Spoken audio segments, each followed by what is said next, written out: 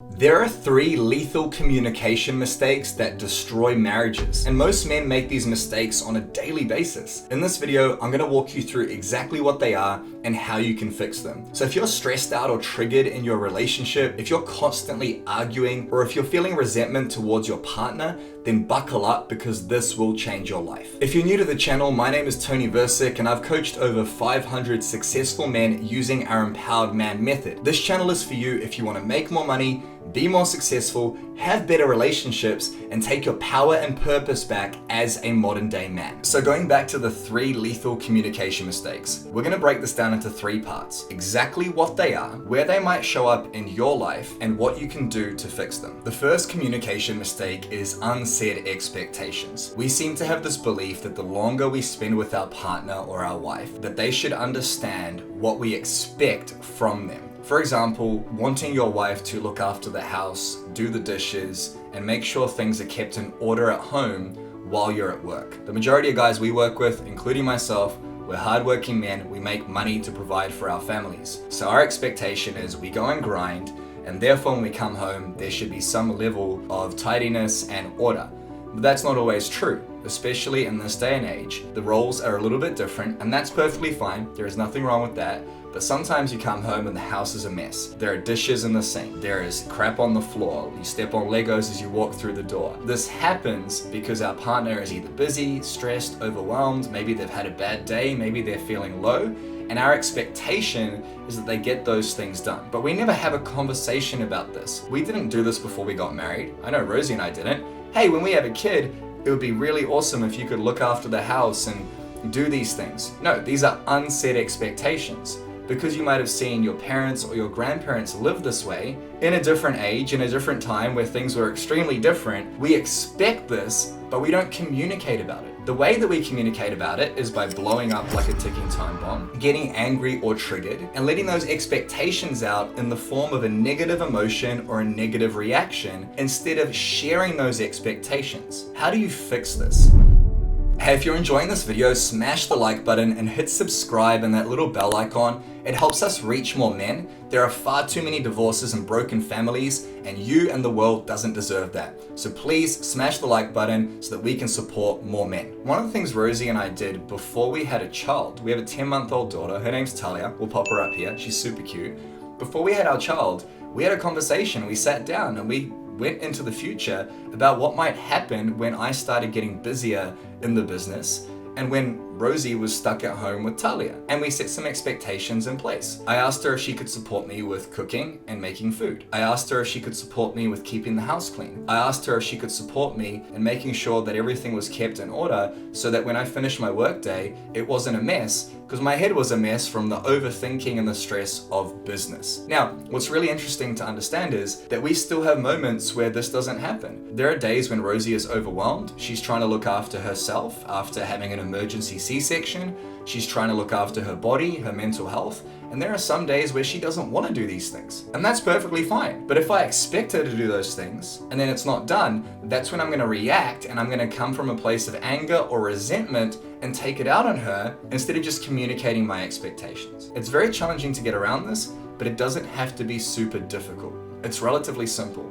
Sit down with your partner and have a conversation about what your expectations of each other are in each of your roles. If you are the man, what does your wife expect from you? Does she expect for you to make money and provide? Does she expect for you to help out around the house? Does she expect for you to help put the kids to bed? What are the expectations she has of you? Simply ask. It's very, very difficult to do this for a lot of men. But remember this, hard conversations, easy life. Easy conversations, hard life. If this is a difficult conversation for you to have, then by all means, that means you get to have that conversation. You get to lean into that resistance because the hard conversations create an easy life. Simply ask your partner, what do you expect from me day to day? What do you expect me to do? What do you expect me to give you so that I can provide that for you? And if it's unreasonable, you can't provide that and you can share that with them. And then what you can do is ask them if it's okay if you share your expectations with them. This is a challenging thing to do yet again, because you don't want to tell your partner, I expect you to have everything clean and change the way you speak, which is going to lead into our second problem. But the solution here is simple. If there are any expectations either of you have, lay those expectations on the table, communicate what they are, and turn them from unsaid expectations into said expectations. The second lethal communication mistake is mind reading. Unless you're Professor X from X-Men or you've got telepathic powers, I would assume that you do not have this skill set in your life. Yet as men and as women and as human beings, whether you have a dick and balls or breast, it does not matter. We expect people to be able to read our mind. And we do this a lot more frequently with the people that we love or care about. We do it with our children and we do it with our partner. Because they've been with us for a long amount of time, just like we talked about earlier, we expect them to know what we want.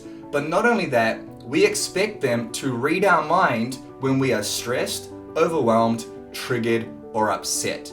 If you want an example of this in real life, have you ever asked your partner this question? Are you okay? And then her response was, I'm fine. If you've ever heard that before, you'll know exactly what I'm talking about.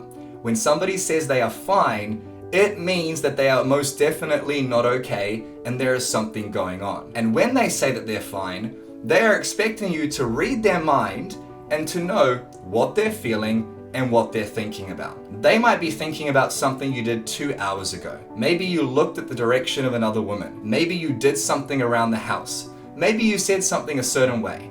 And instead of addressing it in the moment, we take that little trigger, that straw that breaks the camel's back, and we hold it in, and we start creating stories about it, and we start thinking about it, and we start looking at it from different angles, and we start building up this pain inside of our body. We start feeling negative emotions like anger or frustration or hurt or guilt or shame. And then we expect our partner to be able to understand what's going on up here. Now, both men and women do this. Maybe your wife or partner does this as well. However, if you want to support them in stopping this, if you want to support them in communicating more effectively, you get to lead the conversation and share the things that are on your mind. When your partner says they are fine, or when you can tell your partner is upset, instead of ignoring it, turning the TV on, sitting on the couch, or sweeping it under the rug, which so many of us do, you get to dive deeper to understand what your partner is thinking and what they are feeling, simply by asking them, are you okay? I'm fine. I know you, and I know that you're not fine right now. Have I done something to upset you? Have I done something to trigger you? No, nothing's wrong. Darling, I know you. It's what I do with my wife all the time. I know you. I can tell you're upset. You're twiddling your thumbs, you're curling your hair, and you've got this look on your face. Okay, well, I don't like the way you spoke to me 2 hours ago. All right, I'm sorry about that. I didn't intend to do that.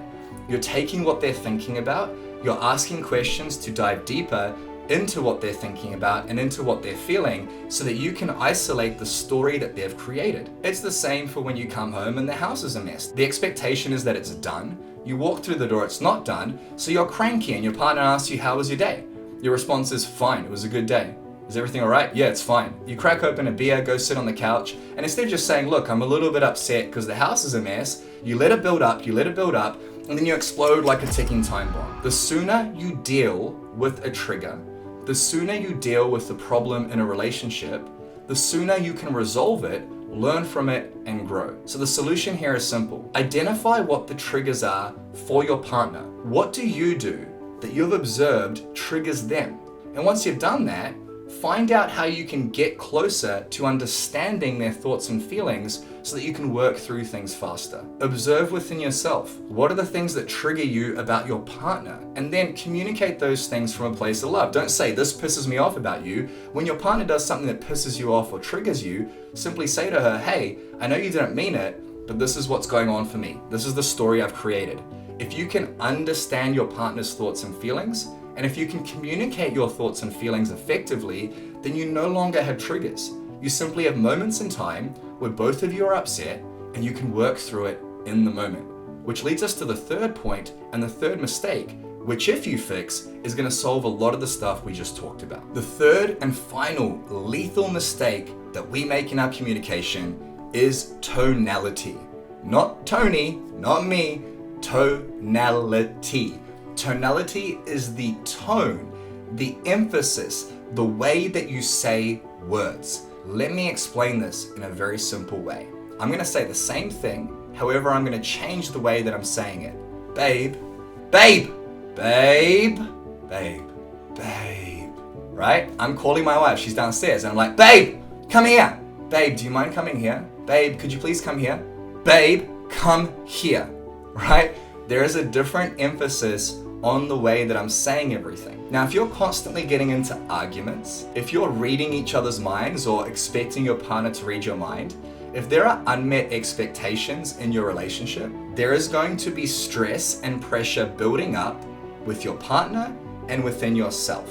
And at a certain point of that stress and pressure building up, it's going to get to a level where it overflows. Here we have my lovely drinking mug full of tea. If I keep filling this mug full of water, at some point, it's going to cross the brim and it's going to go everywhere and make a mess of things. The trick here is being able to communicate your expectations and your thoughts with each other and do it in a way where neither of you feel attacked. You might want to write this down. People defend when they feel attacked.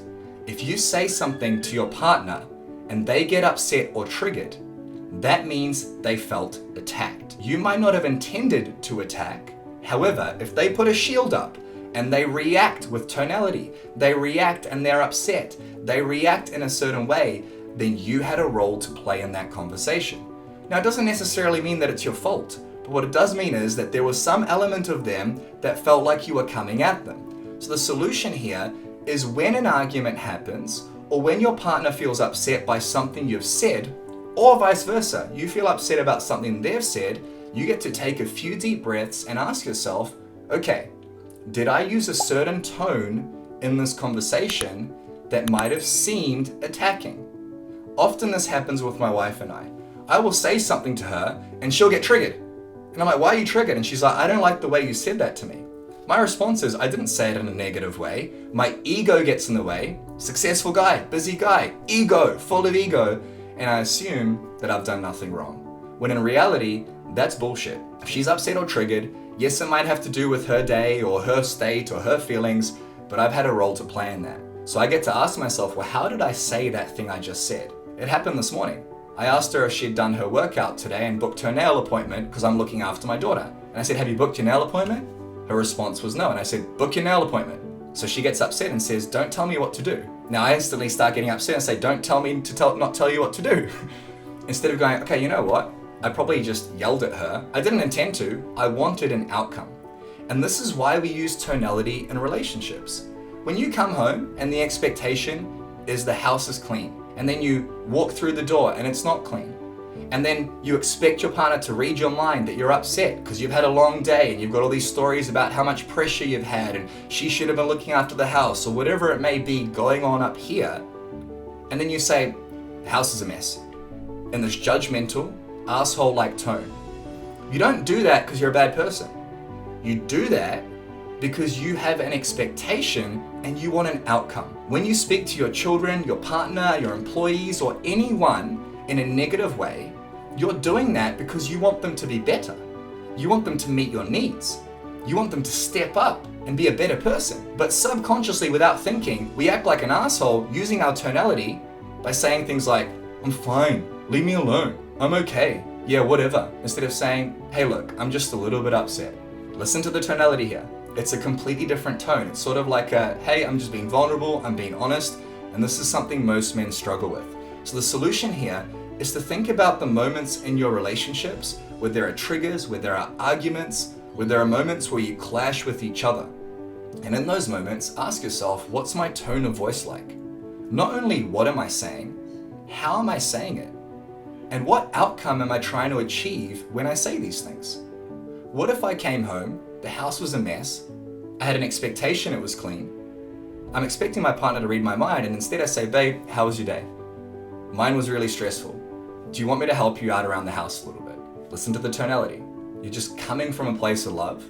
And even though you've had a long day, you're like, fuck, my wife might be a little bit triggered or stressed or upset today. Why don't I help her out instead of judging her for my expectations? The way you say things is just as important as what you say. So if you can control your tonality and the way you say things, if you can understand your partner's thoughts and feelings and share your thoughts and feelings instead of expecting each other to read minds, and if you can lay your expectations out on the table and see if they're realistic, then you're going to be able to connect on a much deeper level which is going to eliminate arguments. It's going to create a deeper set of intimacy and a deeper understanding of each other. And this is a game you play for the rest of your life, because it is normal to get triggered at each other. It's normal to have clashes of worldviews and belief systems. It's normal to be stressed and upset after a long day, and it's normal to have children and the pressure of a workday and the pressure of a relationship come together and create a perfect storm. What's not normal is to have the same arguments, the same communication issues, and the same bullshit where you both get upset and use tonality. When you do these things, your relationships will get so much better. Now, how do we tie this all together? From the beginning, sit down with your partner and ask her what her expectations are of you. From there, ask if it's okay to share your expectations. Understand, by the way, that expectations in themselves set yourself up for pain. If you expect something and it doesn't get achieved or hit, then that's going to set you up for disappointment. So try and reframe those expectations into desires. If you desire something, but you're curious about why it might not have happened, then you remove the trigger behind it. Once you've set expectations and turned them into desires, ask your partner what their thoughts and feelings are, and don't avoid these difficult conversations. If you can see your partner is upset or triggered, ask them how they're feeling. Ask them what they're thinking about. Ask them if there was anything you did that contributed to their behavior or how they're showing up in that moment. And when you're feeling triggered, stressed, overwhelmed, upset, sad, angry, don't let it build up. Share it with your partner. This is something men struggle to do, but if you begin sharing and be vulnerable without being a pussy, not crying all the time and sharing how hard your life is, just saying, look, this is how I'm feeling right now. Share that with your partner. So you set the expectations, turn them into desires, share your thoughts and feelings and understand your partner better, and change the way you say things. Assess how you're using your tone and your language. What are you saying and how are you saying it? And say it in a kinder, more patient, more loving way. You can be stern and powerful while also be loving. This will ultimately increase the quality of your relationships and the quality of your communication. This is why marriages break down, because we forget how to communicate. At the beginning of a relationship, when you're dating and making love all the time and loving being with each other, you don't do these things. You don't use tonality. You don't expect things. You don't read minds. You actually invest in that person.